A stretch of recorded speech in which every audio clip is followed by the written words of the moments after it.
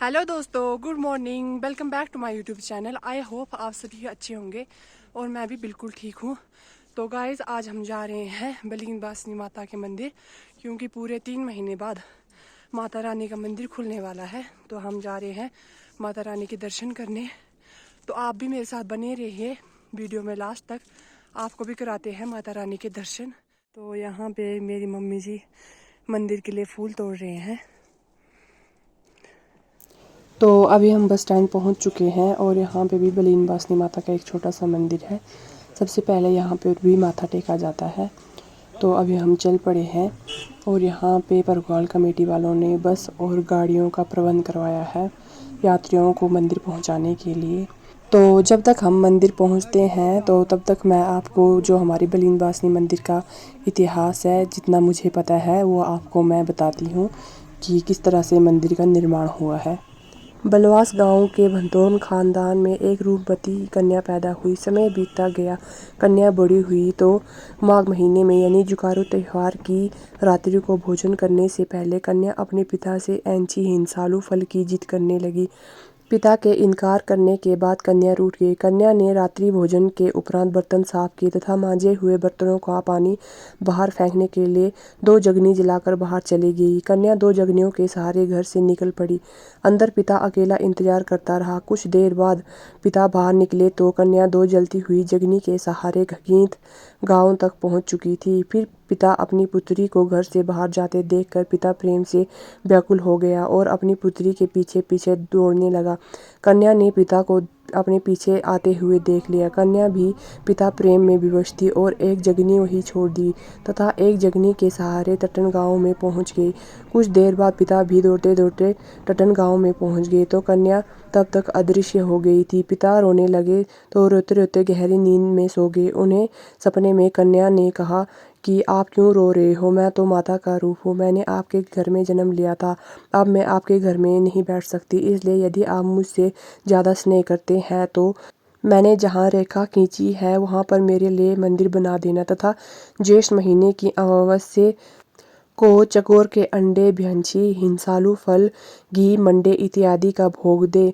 उसके बाद पिता के हाथ से साल में एक बार ज्येष्ठ अमावस्या को भोजन खाया करती थी। पिता जब कन्या रूपी माता को भोजन परोसते थे तो अपनी पीठ मोड़ कर बैठते थे। जब माता भोजन खाकर थाली नीचे रखती थी और थाली की आवाज़ सुनकर पिता पीछे देखते तथा थाली लेकर घर वापस लौट जाते थे। समय बीतता गया, पिता वृद्ध हो गया था, चलने फिरने के योग्य नहीं रहे, घर में काम करने के लिए कोई नहीं था, कन्या रूपी माता को भोग भी देना था। इस व्यवस्था को देखते हुए उन्होंने अपने घर में एक नौकर को रखा। नौकर को घर के कार्य के साथ साथ एक महत्वपूर्ण कार्य भी सौंपा गया था। ये कार्य था माता को भोग देना। एक दिन जब नौकर को कन्या रूपी माता के लिए भोग परोसने के लिए भेजा गया तो कन्या के पिता ने नौकर को सभी दिशा निर्देश दिए कि किस प्रकार से माता को भोग परोसा जाता है, किंतु नौकर के मन में तो कुछ और ही चल रहा था। नौकर माता के दर्शन करना चाहता था, किंतु उसके मन में कुटिल भावना ने जन्म ले लिया था। नौकर जब कन्या रूपी माता को भोग परोसने लगा तो कन्या ने भोजन की थाली जैसे ही पकड़ी तो नौकर ने माता का हाथ पकड़ लिया। नौकर की इस कुचेष्टा से माता के क्रोध का कोई ठिकाना नहीं रहा और माता ने पैरों से नौकर को धक्का मारकर दूर नाले में फेंक गिराया। और उन्होंने अपने पिता से कहा कि आपने नौकर को क्यों भेजा हुआ था, और उन्होंने अपने पिता को श्राप दे दिया कि आपके घर में माघ महीने में आग लग जाएगी। उस घर में सिर्फ वही स्थान सुरक्षित बचा जहाँ बलीन बासनी खेला करती थी। आग की चपेट में पिता भी आ गए। पिता होने के कारण माता ने उन्हें नाग रूप में अवतरित होने का वरदान दिया। उसके बाद माता की पूजा अर्चना के लिए माता बलीन बासनी ने हाथ में करछी लिए पुजारी को शिलाखंड से प्रकट किया और वह पुजारी माता की पूजा अर्चना करने लगा। इस समय भी ज्येष्ठ अमावस्या में हर वर्ष पुजारी के खेत में चकोर का अंडा मिलता है तथा अंडे, मंडे और घी का भोग माता को चढ़ाया जाता है। तो अभी मंदिर का पुजारी झलवास गांव का है। तो पुजारी के घर में ही माता रानी के सारे गहने, जो भी संगीत बजाने के यंत्र है, उनको रखा जाता है। तो आज माता रानी का मंदिर खुलने वाला है, तो उसके लिए यहाँ से सारा सामान लिया जाता है। तो सबसे पहले यहाँ पे धूप डाला जाता है, माता की पूजा की जाती है और उसके बाद माता का आशीर्वाद लेके ही यहाँ से जो भी सामान है उसको उठाया जाता है। जैसे कि आप सबको पता है कि पूरे 3 महीने बाद माता रानी का मंदिर खुलने वाला है, तो इस दिन को हम अपनी लैंग्वेज में माउट बोलते हैं। और यहाँ पे जितने भी गहने हैं जो भी अंदर है उनको लेके जाया जाता है यहाँ से मंदिर के लिए। तो सभी यहाँ से चल पड़े हैं सारा सामान लेकर। पांतवान खानदान के जितने भी वंशज हैं उन्हीं वंशज में से ही माता रानी का पुजारी चुना जाता है, और हमारे मामू भी उन्हीं के ही एक वंशज है। तो अभी टटन गांव में पहुंचे हुए हैं, तो यहाँ पे सभी यंत्र रखे जाते हैं नीचे। तो यहाँ पे सभी को थोड़ी देर रेस्ट करना पड़ता है। इसे हम अपनी लैंग्वेज में भंडार बोलते हैं, क्योंकि यहाँ पे थोड़ी देर इंतज़ार करना पड़ता है। और ये आप जो पात्र देख रहे हो यहाँ, इसमें माता रानी का शुद्ध जल रखा जाता है। तो जिस दिन मंदिर खुलता है उस दिन किसी ने भी अगर शराब छोड़नी हो तो उसे इस शुद्ध जल को दिया जाता है और वो शराब छोड़ता है। और टटन गाँव में कोई भी शराब नहीं पी सकता है, क्योंकि यहाँ पे माता को शराब पसंद नहीं है, इसलिए कोई भी यहाँ पे शराब का सेवन नहीं करता है। और ये देखिए टटन गाँव का व्यू, और ऊपर आपको दिख ही रहा होगा, ये देखिए यहाँ पे मंदिर है और मंदिर के नीचे पहुँच चुके हैं सारे पुजारी और उनके साथ जो भी आए हुए हैं। और यहाँ पे जो ढोलकी वाला होता है उसे ही सबसे पहले मंदिर जाना पड़ता है, उसके बाद पुजारी अंदर जाते हैं। क्योंकि 3 महीने बाद माता रानी का मंदिर खुल रहा है, तो ऐसे ही कोई भी नहीं जा सकता है आगे। सबसे पहले जो ढोलकी वाले होते हैं उन्हें आगे जाना पड़ता है। और ये देखिए धार का व्यू। दोस्तों हम मंदिर पहुंचने वाले हैं, ये देखिए मम्मी और पापा।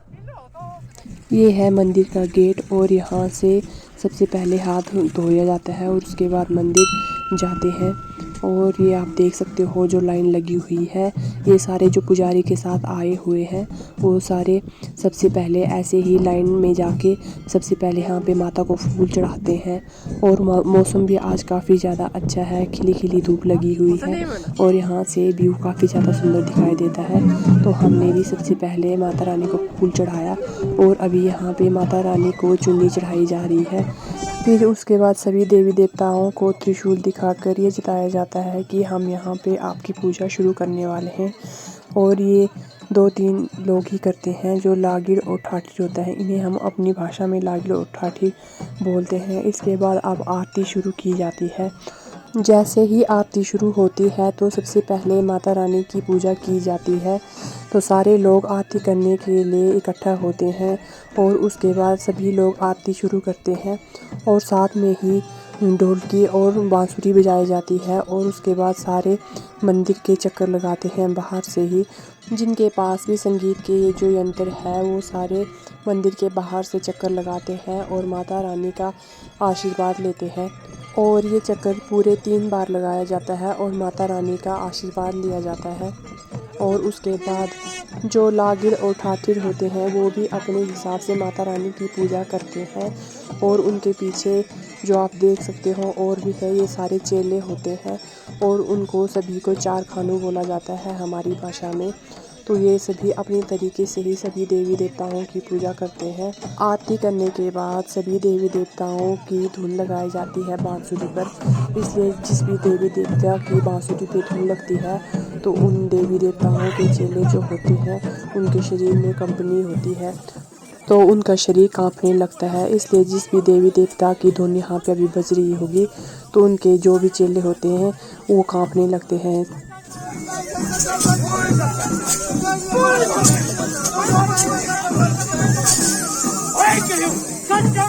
तो अभी यहाँ पे लागिर और ठाठी सभी को फूल देते हैं और उसके बाद सभी देवी देवताओं को ये फूल चढ़ाया जाता है। सबसे पहले माता बलीन वासनी के चेले कांपते हैं, उसके बाद शिवजी भगवान के, और उसके बाद शीतला माता के, और उसके बाद माता मलासनी के, और उसके बाद मिंदलवाली माता के चेले कांपते हैं। तो अब यहाँ मंदिर के पुजारी जो भी अलग अलग देवी देवताओं के यहाँ पे त्रिशूल आपको दिखाई दे रहे होंगे, इन पर तिलक लगाया जाता है। और उसके बाद मंदिर में और लोग जब दर्शन करते हैं तो उनको भी तिलक लगाया जाता है। तो तो आप देख सकते हो किस तरह से पुजारी यहाँ पे प्रसाद चढ़ा रहे हैं। तो आज मौसम काफ़ी ज़्यादा अच्छा था। चोटियों में अभी भी हल्की हल्की बर्फ़ है और किलाड़ आप देख सकते हो कितना ज़्यादा नीचे है और अब तो थोड़ी थोड़ी हरियाली भी आ चुकी है पांगी में। तो नीचे आप देख सकते हो ये है टटन गाँव और टटन गाँव के थोड़े ऊपर ही मंदिर है और श्रद्धालु अब यहाँ पे दर्शन के लिए लाइन पे लग चुके हैं। तो करयास पंचायत की जितनी भी लड़कियां हैं जिनकी शादी करयास से बाहर हुई है वो सारी लड़कियां आज माता रानी के दर्शन करने के लिए आती हैं, क्योंकि बलीन बासनी माता हमारी कुल देवी है। तो माता रानी के दर्शन करने के लिए सभी आते हैं। माता रानी के दर्शन के लिए सुबह 11 बजे से लेके शाम के 4 बजे तक लाइन लगी हुई थी। सारे श्रद्धालु माता रानी के दर्शन करने के लिए लाइन में लगे हुए थे। तो सबसे पहले पापा ने यहाँ पे धूप जलाकर माता रानी का आशीर्वाद लिया। उसके बाद मम्मी यहाँ पे धूप जलाकर माता रानी का आशीर्वाद ले रहे हैं, क्योंकि ये जो आप नीचे देख रहे हो यहीं से ही माता रानी अदृश्य हुई थी और यहाँ पे भी नीचे माता रानी की पूजा की जाती है। तो सबसे पहले यहाँ पे पूजा की जाती है जहाँ मम्मी कर रहे हैं। तो ये देखिए ये है मंदिर। तो मंदिर के अंदर जाने के लिए सबसे पहले लाइन में लगना पड़ता है। तो हमारी बारी भी कम से कम कोई 3 बजे आई हुई थी। 3 बजे ही हम माता रानी के दर्शन कर पाए। तो सबसे पहले हम घर से जो प्रसाद बना कर लाए थे वो हमने माता रानी को चढ़ाया और उसके बाद ये देखिए ये है मंदिर के पुजारी और ये है हमारी कुल देवी माता बलीन बासनी। तो आप भी करिए माता रानी के दर्शन। तो यहाँ पे जितने भी श्रद्धालुओं ने प्रसाद चढ़ाया हुआ है, ये जब श्रद्धालु दर्शन करने के बाद घर के लिए जाते हैं तो उन्हें प्रसाद के तौर पे एक एक पूरी और हलवा दिया जाता है। हलवा यहीं पे जो माता रानी के भक्त होते हैं वो बनाते हैं और श्रद्धालुओं को हलवा और पूरी प्रसाद के तौर पे दी जाती है।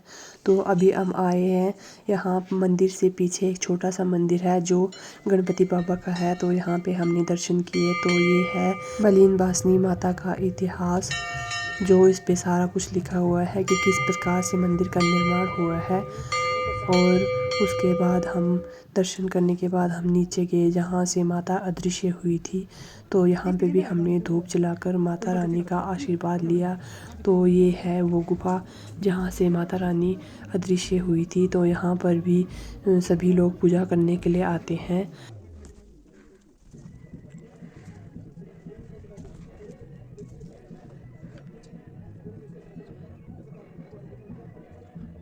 तो मंदिर के दर्शन करने के बाद हमने भी मंदिर से प्रसाद लिया और नीचे बैठ के हमने भी प्रसाद खाया, क्योंकि सुबह हमने कुछ नहीं खाया था।